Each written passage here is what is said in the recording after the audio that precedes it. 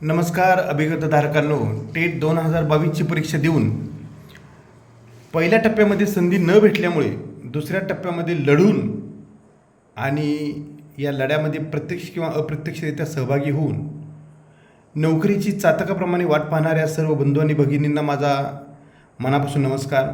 आपल्या दिवाळीच्या सुट्ट्या चांगल्या गेल्या असतील, आपले दिवाळीचे लाडू फराळ संपला असेल आणि आता आपलं लक्ष या सेकंड फेजकडे असेल.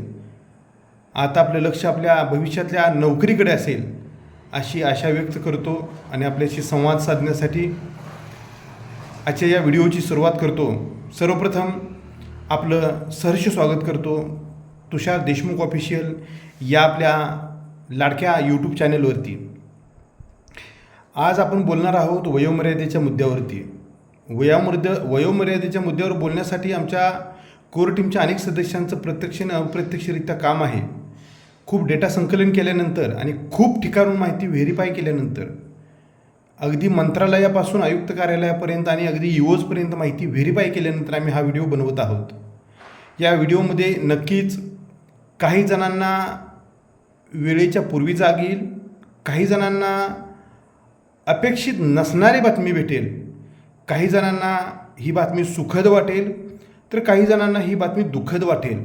परंतु सत्य तुमच्या समोर ठेवण्याचं जो वसा तुषारदादा देशमुख यांनी घेतला आहे, जो वसा या सेकंड फेजच्या कार्यकर्त्यांनी कोर टीमने घेतलेला आहे, तो वसा आम्ही न टाकता तुमच्यासमोर जे सत्य आहे ते मांडण्याचा प्रयत्न करत आहोत. वयोमर्यादा हा एक गंभीर मुद्दा आहे.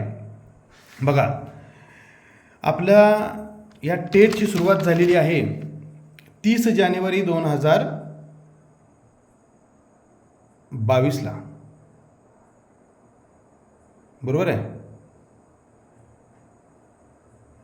की 23ला? हां, तर बघा, तारखा तुम्ही विसरला नाहीत हे मी कन्फर्म करतोय.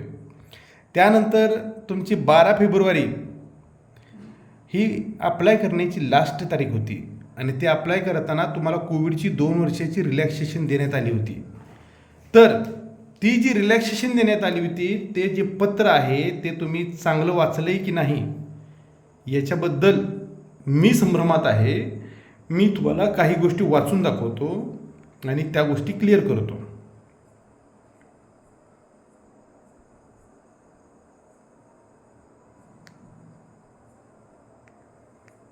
बघा, कोणतीही शासकीय परीक्षा देताना तुम्हाला जी वयोमर्यादेची अट असते, आत्ता सध्या चालू अट, ती आहे ओपनची 38 वर्ष आणि मागासवर्ग प्रवर्गांना 43 वर्ष, समांतर आरक्षणाच्या कॅन्डिडेटला 45 वर्ष, बरोबर आहे. ती नोटिफिकेशन आल्यानंतर तुम्ही त्या नोटिफिकेशनच्या वयाला पात्र होत असाल, त्या तारखेला पात्र होत असाल तर तुम्हाला त्या परीक्षा देता येतात, तर तुम्हाला त्या नोकरीसाठी अप्लाय करता येतं. MPSCचं किंवा इतर परीक्षांचं काय होतं की तुम्हाला जाहिरात येते, ती जागांची पदांची जाहिरात येते आणि त्यावर जी दिलेली तारीख असते त्या तारखेनुसार तुम्ही त्या पदांसाठी परीक्षेसाठी सर्व गोष्टींसाठी संयुक्तिकपणे पात्र राहता. आणि एकदा का तुम्ही फॉर्म भरला की तुम्ही त्या जागेवरती हक्क सांगू शकता, तुम्ही त्या परीक्षेचा तुमचा हक्क असतो, बरोबर आहे. परंतु दुर्दैवानं आपल्या या शिक्षक भरतीमध्ये असं नाही. जी नोटिफिकेशन होती ती फक्त परीक्षेची नोटिफिकेशन होती आणि त्या परीक्षेच्या नोटिफिकेशनच्या वेळेस तुम्हाला वयाची 2 वर्षाची सूट देण्यात आली होती. का तर कोविड-19मुळे बऱ्याच बांधवांचं वय पार झालं होतं, बरोबर आहे. तर आता ती अट नसणार, ती सूट नसणार आहे. त्याबद्दल मी तुम्हाला तो पॅरेग्राफ वाचून दाखवतोय, ती माहितीच मी शोधत आहे. आता वयोमर्यादेविषयी थोडंसं आधी आपण बोलू. बघा, वयोमर्यादा ही असते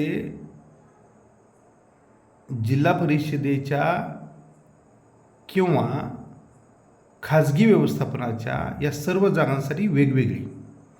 तुमची जे खाजगी शैक्षणिक संस्था आहेत जिथं तुम्ही 9वी-10वीच्या गटासाठी पात्र असता, त्या गटासाठी तुम्हाला वयाची अट ही वेगळी असते. म्हणजे तुम्ही जास्त वयाचे असला तरी चालतं.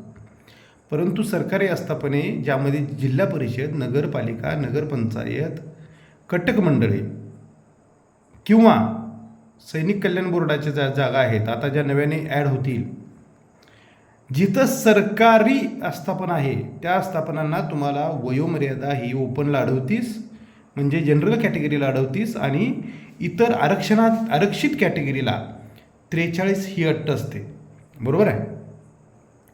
तर आता महत्त्वाचं काय आहे की तुम्ही ज्यावेळेस परीक्षा दिलीत त्यावेळी तुम्हाला वयाची अट काय होती.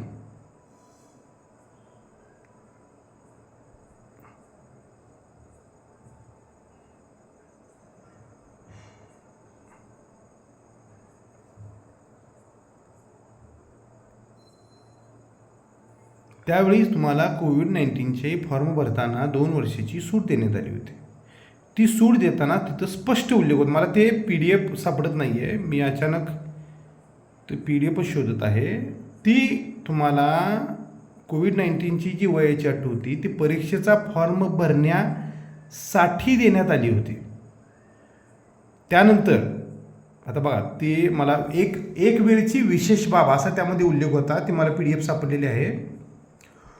कोरोनाच्या पार्श्वभूमीवर शासकीय सेवेत सरळ सेवेने नियुक्ती संदर्भात 1 मार्च 2020 पासून जाहिरात प्रकाशित न झाल्यामुळे शासनाने संबंधित पदांच्या सेवा प्रवेश नियमाद्वारे किंवा संदर्भीन 25/4/2016च्या शासन निर्णयाद्वारे नियुक्तीकरता विहित केलेली वयोमर्यादा ती होती 33. ओपन जनरलची 33ची 38 झाली आणि 38ची 45 झाली कॅटेगरींची.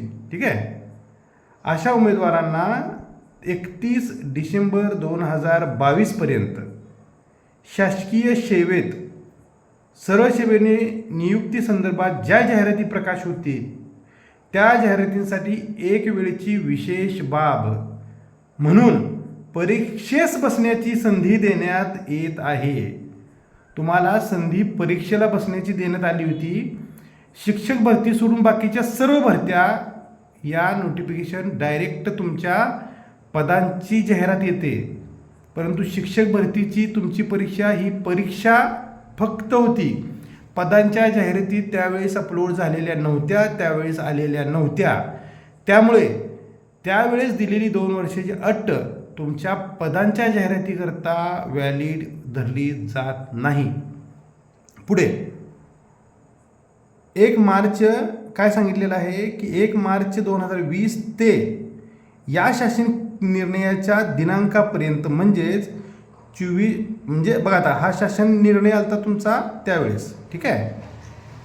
विशेष बाब म्हणून एक वेळ देण्यात आली होती. इथं तुमचा 2 वर्षाचा जो होता ती तुम्हाला जर तुम्ही वयातून बाद झाला असाल, तुमची 2020 पासून परीक्षा झालेली नव्हती आणि 2020 ते 22 डिसेंबरपर्यंत तुम्ही जर वयातून बाद होत असाल तर तुम्हाला परीक्षेला बसण्याची संधी म्हणून ती संधी देण्यात आली होती. ती 2 वर्षाची सूट होती, ती 2 वर्षाची सवलत देण्यात आली होती.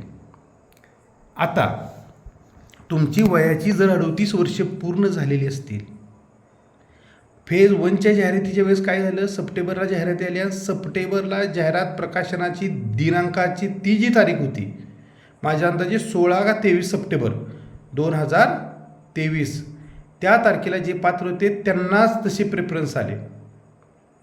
आता आपण फेज 2 बद्दल बोलू. समजा 2 वर्षाची अट तर आपली नाही आहे, तो मुद्दा संपुष्टात आलेला आहे. म्हणजे जनरल कॅटेगरीचा उमेदवार ते 38 वर्ष, मागासवर्गीय कॅटेगरीचा उमेदवार 43 वर्ष, समांतर आरक्षणाचा उमेदवार प्लस 2 वर्ष 45 वर्ष. बरोबर आहे. तर जाहिरात तुमची कधी प्रकाशित होईल हा गंभीर मुद्दा आहे. तुमच्या 38व्या वाढदिवसानंतर किंवा तुमच्या 43व्या वाढदिवसानंतर किंवा समांतर आरक्षण असेल तर तुमच्या 45व्या वाढदिवसाच्या नंतर जाहिराती जर प्रकाशित झाल्या तर तुम्ही सरकारी आस्थापनांसाठी पात्र राहणार नाही. झेडपी, नपा, मनपा कटक मंडळे यांच्या जाहिरातीला पात्र राहण्यासाठी तुम्ही वयाची अट पात्र राहायला पाहिजे. म्हणजे तुम्ही जनरल कॅटेगरी असाल तर 38च्या आत पाहिजे. इतर मागासवर्गीय असाल, म्हणजे मागासवर्गीय कॅटेगरीतून कोणत्याही असाल तर 43च्या आत पाहिजे, तरच तुम्हाला ते प्रेफरन्स दिसतील. अन्यथा तुम्हाला प्रेफरन्स, जर तुमची वय संपलेलं असेल, तुम्ही वयोगटातून बाद होत असाल, तर विथ आणि विदाऊटसाठी येणाऱ्या ज्या खाजगी शैक्षणिक संस्थेचे 9वी 10वीचे जे प्रेफरन्स आहेत आणि त्या प्रेफरन्ससाठी तुम्ही पात्र असाल तर तुम्हाला ते प्रेफरन्स 100% 9वी 10वी 11वी 12वीचे दिसतील. आता वयाची अट कोणती लावावी हे बरोबर आहे का याबद्दल प्रत्येकाची मते भिन्न असतील. माझं स्वतःचं मत ही भिन्न आहे. माझं मत आहे की तुम्हाला परीक्षेला बसण्याची संधी देण्यात आलेली आहे, त्यामुळे तुमची परीक्षेची तारीख पकडून तुम्हा सर्वांना ग्राह्य धरण्यात यावं. परंतु प्रशासन चालतं हे शासन निर्णयावरती.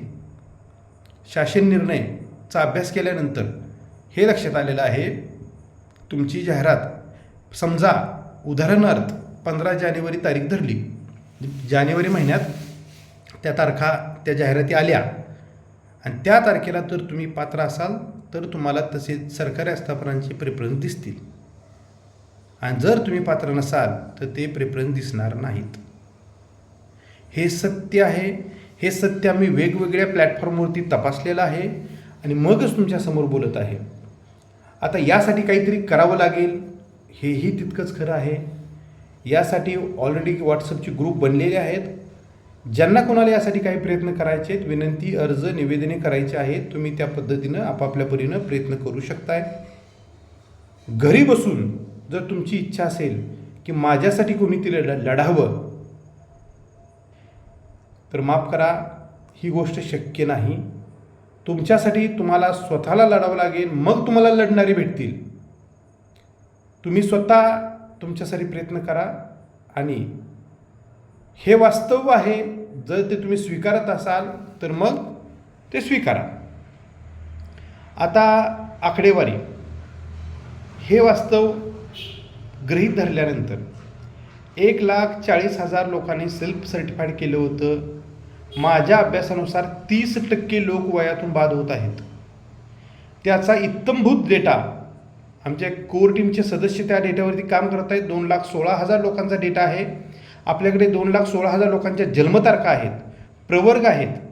आपण त्या डेटावरती काम करत आहोत. डेटा मोठ्या प्रमाणात असल्यामुळे त्या डेटाला वेळ लागत आहे. माझ्या प्राथमिक माहितीप्रमाणे 30% लोक वयातून बाद होत आहेत.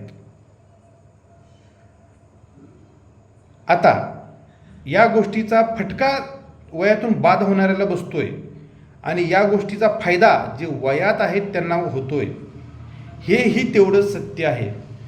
जे वयात आहेत, म्हणजे ज्यांची 38 किंवा 43 वर्ष पूर्ण झालेली नाहीत, त्यांना या गोष्टीचा नक्कीच फायदा होणार आहे. त्यांचं मेरिट नक्कीच या वयोमर्यादेच्या घटनेमुळं कमी लागणार आहे. कारण जर तुमच्या पुढचे मार्कवाले वयातून बाद झाले असतील तर ती कॉम्पिटिशन कमी होऊन तुमच्यापर्यंत मेरिट येऊ शकतं. हेही तेवढं सत्य आहे. बघा, मेरिट हा असा मुद्दा आहे, जागा जेवढ्या जास्त, कॉम्पिटिशन जेवढी कमी, तेवढं तुमचं मेरिट कमी. आता जागा सेकंड फेजमध्ये किती येतील, काय होईल, कसं होईल, याबद्दल मी तुम्हाला या आधीच्या व्हिडिओमध्ये बोललो आहे आणि याबद्दल मी लवकरच तुम्हाला सेपरेट व्हिडिओ बनवीन. जागा येत नसतात, जागा आणाव्या लागत असतात. शिक्षक भरतीचं हे दुर्दैव आहे. तुम्हाला आयतं ताटात कोण वाढणार नाही. आम्ही गेला एक ते 2 वर्ष झालं तुषारदादा देशमुख यांच्या नेतृत्वाखाली जो हा लढा आम्ही चालू केलेला आहे, त्या लढ्यामुळं सेकंड फेजचा जो संपलेला अध्याय आहे तो आपण सुरू केलेला आहे. आता जागा आणण्यासाठी आपल्या जिल्हा वाईज, तालुका वाईज ज्या टीम आहेत त्या प्रयत्न करत आहेत आणि अजून काय प्रयत्न करायचे आहेत, कसा पाठपुरावा करायचा आहे, आता सध्या आयुक्त कार्यालयात काय चाललं आहे, या सर्व गोष्टींवर एक सविस्तर व्हिडिओ तुम्हाला बनवून देण्यात येईल, माहिती सांगण्यात येईल. परंतु फक्त माहिती घेऊन घरात बसणे याने काम होणार नाही. आम्ही संदीप कांबळे सर, तुषार देशमुख, मी विजय यादव आणि कोर टीमचे अनेक सदस्य तुमच्यावर मोटिवेशनाची बरसात करतोय. ठिणगी नाही, काडी नाही, आग नाही, मोटिवेशनाचा वणवा पेटवतोय. परंतु तुमची जमिनीत जर ओली असेल आणि जर तुमच्या मनात मोटिवेशन किंवा या मोटिवेशनची किंवा या स्वतःच्या नोकरीची आग निर्माण होत नसेल तर तुम्ही खरंच मनाने जिवंत आहात का हे स्वतःला विचारा. एवढीच मोजकी माहिती तुम्हाला सांगतो. वयोमर्यादेचा या मुद्द्यावरती गोष्टी क्लिअर झाल्या असतील. ज्यांच्या कोणाच्या गोष्टी क्लिअर नाहीत त्यांनी या व्हिडिओच्या कमेंट बॉक्समध्ये लिहा, तुमच्या प्रश्नांची उत्तरं देण्यात येतील. आणि वयोमर्यादेचा मुद्दा मी इथं संपवतोय. यानंतर जे तुमच्या प्रश्न असतील त्या प्रश्नांना उत्तर देण्यात येतील. परंतु हे सत्य तुम्ही स्वीकारलं पाहिजे. हे सत्य आम्ही मंत्रालयापासून आयुक्त कार्यालयापर्यंत व्हेरीफाय केलेलं सत्य आहे. जाहिरात प्रकाशनाच्या दिवशी तुमची जी वय असेल त्या वयानुसार तुम्ही पात्र अपात्र धरले जाल. हे सत्य स्वीकारा. एवढंच बोलतो मी, माझे 2 शब्द संपवतो. माझ्यामुळे जर कोणाच्या भावना आहत झाल्या असतील, कोणाला वाईट वाटलं असेल तर मला मनापासून माफ करा. तुम्हाला जाहिरात प्रकाशनाच्या दिवशी झोपेतून जाग येण्यापेक्षा मी तुम्हाला वेळेच्या आधी जागं केलं आहे. या गोष्टीचा वापर करा, या गोष्टीचा सदुपयोग करा. कारण तुम्हाला डायरेक्ट तुम्हाला जर जाहिरात प्रकाशनाच्या दिवशी कळलं असतं की बाबा मी वयातून बाद होतोय तर मग तुमचं सळो की पळो झालं असतं. अय्या आता काय करू, अरे बाबा आता काय करू, आता असं कसं झालं, हे काय योग्य आहे का, हे काय योग्य आहे का, त्यावेळी चर्चेचा काही उपयोग नसतो. तुम्हाला जे काय करायचं असतं ते त्याच्या आधी करायचं असतं. मी वेळेच्या आधी जागं केले तुम्हाला, हे एवढं सत्य आहे. एवढंच बोलतो. वयोमर्यादेचा मुद्दा इथं मी संपवतो आहे. सेकंड फेजची अपडेट, सेकंड फेजचं काय करायचं, सेकंड फेजचं काय होणार, सेकंड फेजमध्ये पाठपुरावा कसा करायचा, सेकंड फेजची सद्यस्थिती काय आहे यावरती लवकरच व्हिडिओ किंवा टेलिग्राम मीटिंग लावून तुम्हाला माहिती देण्यात येईल. धन्यवाद. जय महाराष्ट्र.